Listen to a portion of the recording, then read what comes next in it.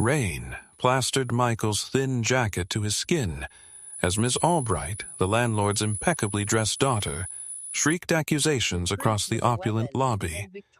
Her manicured finger jabbed inches from his face, her voice echoing off the marble walls, claiming he'd stolen valuable blueprints from Mr. Henderson, the building manager, who stood silently observing.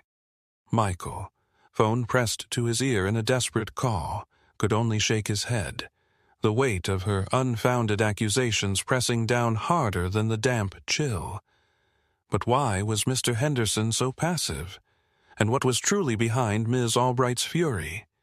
It's a scene that could happen to anyone, that terrifying moment when your world is turned upside down by someone with more power.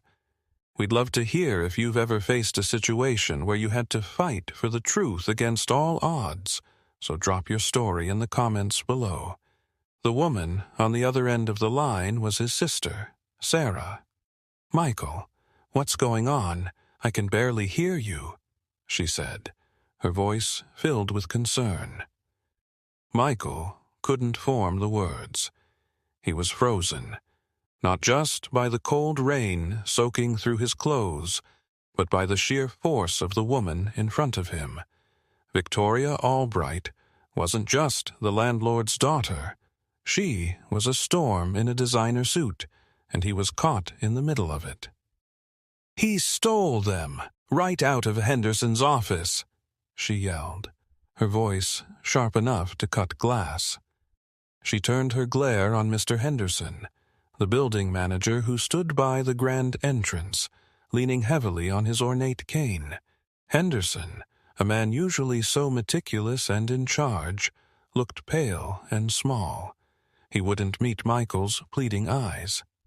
"Ma'am, I didn't steal anything," Michael managed to say, his voice barely a whisper. "I was just dropping off my rent check. I haven't even seen Mr. Henderson until now." He was an architect, or at least he was trying to be. He'd lost his job at a large firm 6 months ago and was barely scraping by on freelance work. This apartment, in this beautiful but aging building, was the last piece of his old life he had left. The phone call to his sister was supposed to be a difficult but necessary one, to ask if he could sleep on her couch for a few weeks until he got back on his feet. Now, it was about something much worse. "Lies," Victoria snapped. "The blueprints for the East Wing renovation are gone. You were the only non-resident who came to the office today. It's simple math." She took a step closer, and Michael could smell her expensive perfume, a scent that felt as suffocating as her accusations. He looked again at Mr. Henderson. The man was in his late 60s, with kind eyes that were now filled with something Michael couldn't read. Fear? Guilt? He just stood there, his silence a deafening confirmation of Victoria's words. This was the moment his life tipped over the edge. He was already failing, already at his lowest point. This false accusation felt like a final push into an abyss. He tried to reason with them, to explain his situation, but it was like talking to a brick wall. Victoria pulled out her phone. "I'm calling the police," she said coldly. "And consider this your official notice. You have 24 hours to vacate the premises. Theft is a direct violation of your lease agreement." The words hit him like a physical blow. 24 hours. He had nowhere to go. His freelance projects paid just enough for food, not for a security deposit on a new place. "Please," he begged, turning to Henderson. "Mr. Henderson, you know me. I've lived here for 3 years. I've never caused any trouble. Please, tell her." For a moment, Michael saw a flicker of conflict in the old man's eyes. Henderson opened his mouth as if to speak, but then he caught Victoria's gaze. A subtle, icy warning passed between them. He closed his mouth, straightened his back, and gave a slight, almost imperceptible shake of his head. That single gesture was his answer. It was a complete and utter rejection. Michael was on his own. The intervention he desperately needed from the one person who could provide it had failed. His attempt to find reason had only made things worse. Defeated, he ended the call with his sister and slowly walked toward the elevator, the weight of injustice pressing down on him with every step.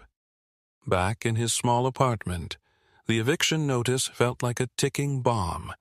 It had been slipped under his door moments after he'd arrived, a cold, formal document that sealed his fate. He sank onto his worn-out armchair, staring at the peeling paint on the ceiling. This wasn't just about a misunderstanding. This was calculated. Victoria Albright wanted him out, and she wanted him out now. But why?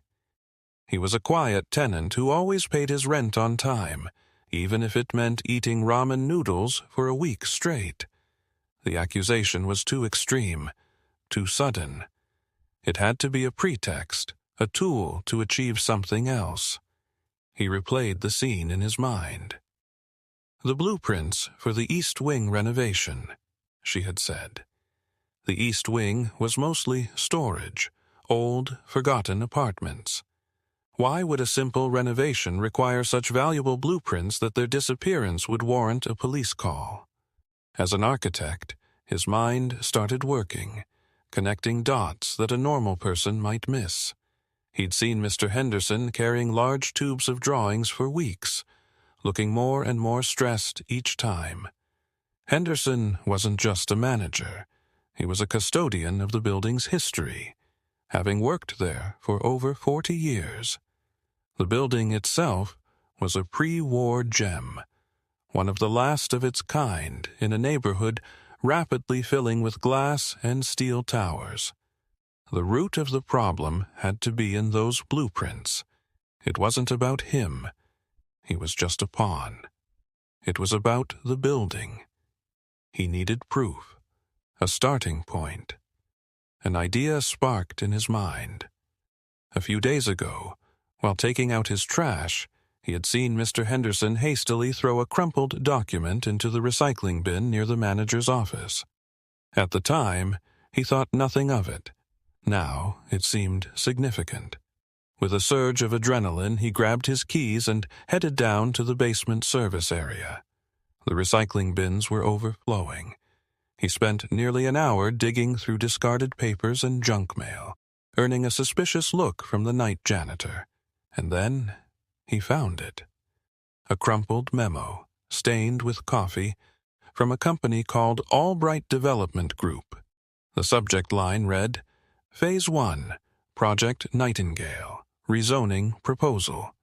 The memo detailed a meeting about acquiring the building and expediting tenant vacancies. Project Nightingale. It sounded so innocent, yet the words on the page felt sinister. This was it. This was his first small win, a concrete piece of evidence that connected Victoria's fury to a much larger corporate plan. His small victory was short-lived. The next morning, a letter arrived by courier. It was from Victoria Albright's lawyer, a thick, expensive-looking envelope that felt heavy in his hand. The letter was brutal. It formally accused him of grand larceny, threatened civil and criminal action, and reiterated the 24-hour eviction notice. The legal jargon was designed to intimidate, to crush any thought of fighting back. He read about potential fines and jail time, and his blood ran cold. Victoria wasn't just an angry daughter. She was an external antagonist with an army of lawyers and unlimited resources. He had a crumpled memo. She had a law firm. The system, he realized, wasn't built for people like him. It was built to protect people like her. He knew he had one last chance to avoid total disaster.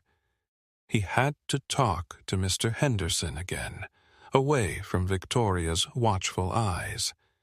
He had to make the old man see that he was being used. He found him late that night in the boiler room, a place of loud pipes and deep shadows. Mr. Henderson was checking a pressure gauge.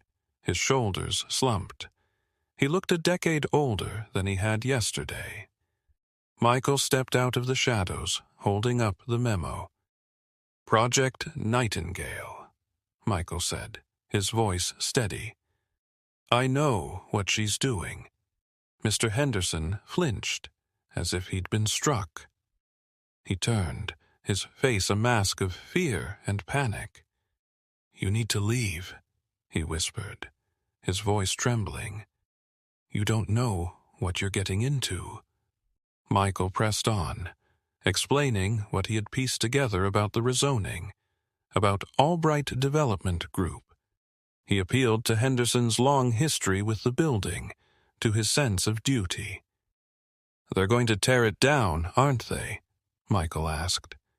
For a moment, Henderson's composure broke. His eyes welled up. "You have to drop this," the old man pleaded, his voice cracking. "These are dangerous people. For your own good, just pack your bags and go. Forget this ever happened." He refused to say more, turning his back on Michael and busying himself with a valve. The conversation was over. This was the major setback. His only potential ally, the only other person who knew the truth, had not only shut him down but had warned him away. Michael was completely, utterly alone, with the clock ticking down to 0. He walked back to his apartment, the silence of the old building feeling like a tomb. He had less than 12 hours. He sat at his drafting table, the empty space where his own architectural dreams were supposed to take shape now, feeling like a monument to his failure. He could just give up, pack his few belongings, call Sarah, and admit defeat. It would be the easiest thing to do. But as he looked around the apartment, at the unique crown molding and the solid oak floors, he thought of Mr. Henderson's tear-filled eyes.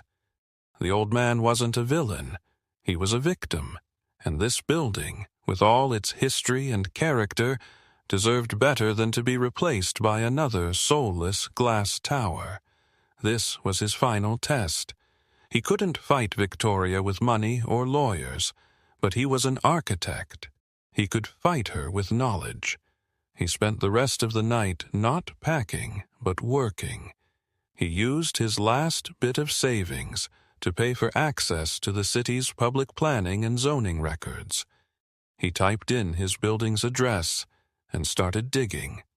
For hours, he cross-referenced permits, historical preservation documents, and corporate filings.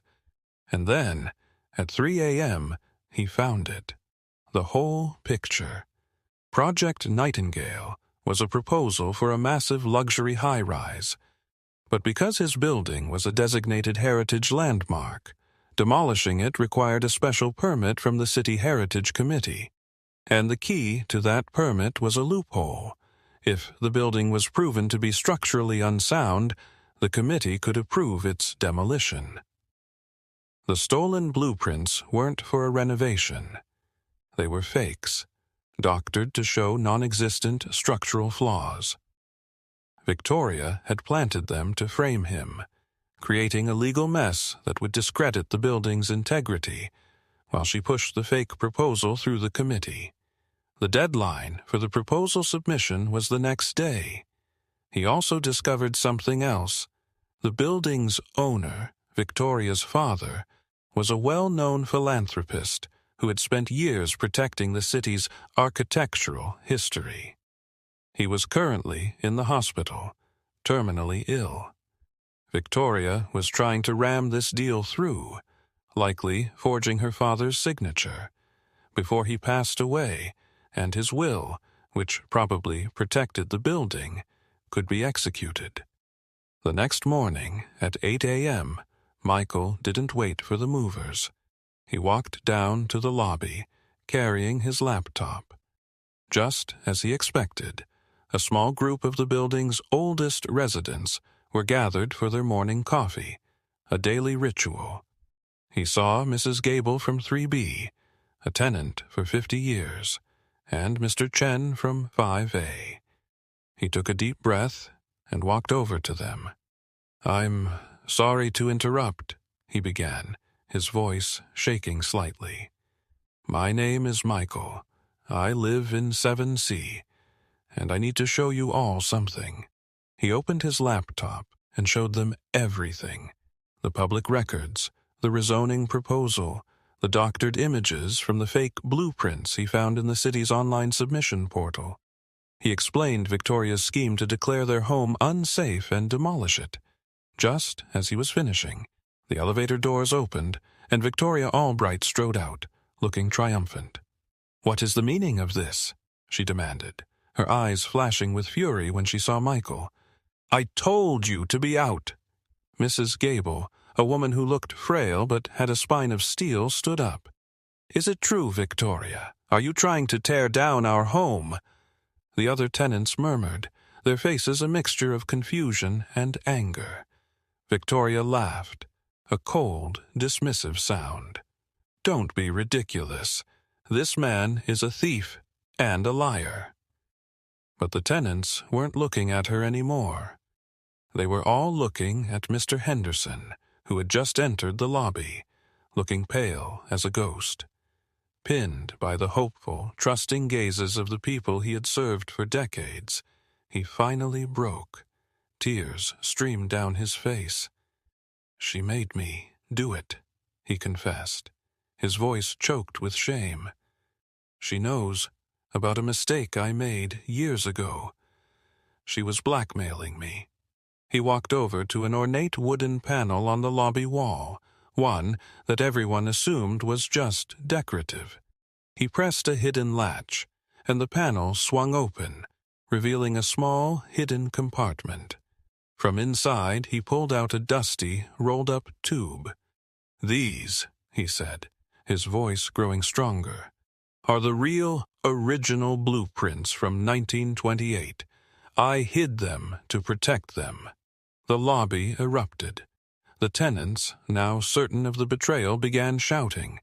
Victoria, cornered and exposed, made a run for the door. But it was too late. Mr. Chen had already called the police. They arrived to a scene of chaos, with a weeping building manager, an outraged community of residents, and a defeated heiress. Michael stood back and watched, a quiet sense of relief washing over him. He had passed the test. The climax wasn't a loud victory for him, but a quiet, shared victory for the community he had, in the last 24 hours, become a part of. A week later, Michael sat in his apartment, the sun streaming through the large window. The eviction notice was gone. Victoria Albright was facing a mountain of legal trouble, including fraud, forgery, and blackmail. Her father, from his hospital bed, had learned of his daughter's scheme. In a final act, he amended his will, removing Victoria entirely and placing the historic building into a charitable trust to be managed by the tenants themselves. They had voted to keep Mr. Henderson on as manager, his secret now out and forgiven. As a gesture of their immense gratitude, the new tenants' trust had offered Michael a contract. They wanted him, a young architect who loved the building as much as they did, to oversee its complete and historically accurate restoration. He unrolled the original 1928 blueprints on his drafting table. The crisp, old paper felt like a promise. He had not only cleared his name and saved his home, but he had found his purpose again, right where he started.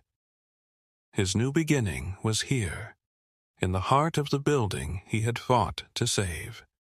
Mr. Henderson made a choice born of fear, but eventually found the courage to do the right thing. Do you believe that people who make a terrible mistake under pressure deserve a second chance if they ultimately choose to tell the truth? We thrive on stories like these, tales of the underdog and the fight for justice.